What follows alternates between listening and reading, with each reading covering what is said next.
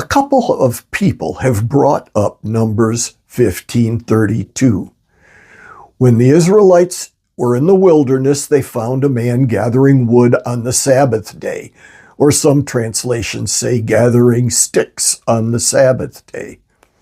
The same word translated wood here in the New American Standard is translated as sticks, timber, trees, or logs in various other places throughout the Bible.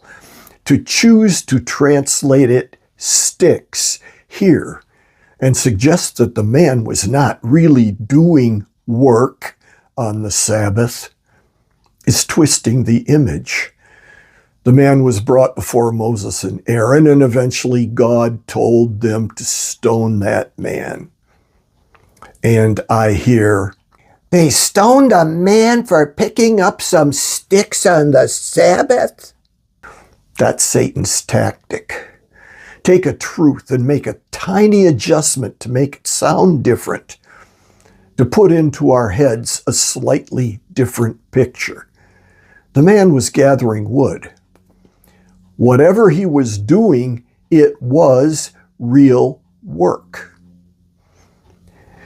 The point comes in the verses immediately preceding verse 32. Ironically, verses 30 and 31.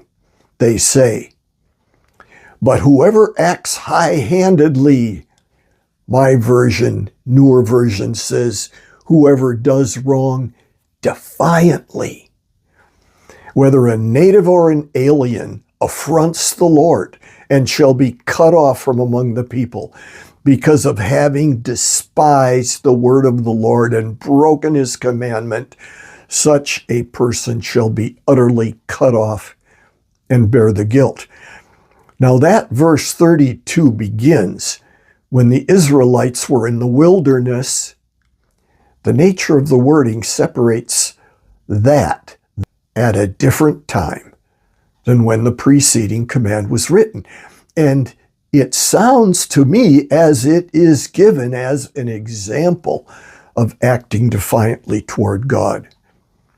So the man wasn't innocently picking up sticks.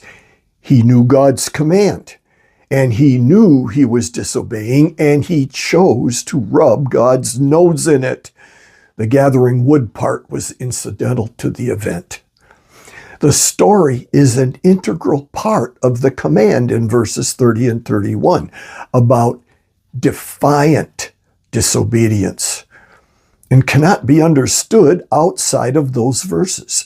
The point of the example, and it is an example of what was commanded before, is about knowingly choosing to defy God. Of this I am absolutely sure. I think the critical point is that the guy wasn't repentant.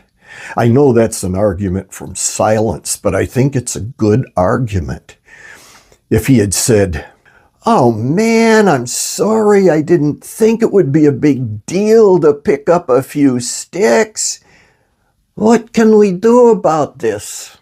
No doubt Moses would have said, "Bring a bull and a goat and a nice shrubbery to the tabernacle for sacrifice, and don't do that again." There was an expressed system for forgiveness of sin, and we see God consistently forgiving those who are repentant. That there was no mention of forgiveness stands out in contrast to everything else we see in the law. This wasn't an issue of understanding. This man was defiant. He would rather die than submit to the God of the universe.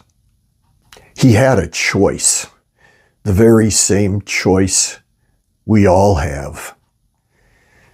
Choose wisely. Choose life, friend.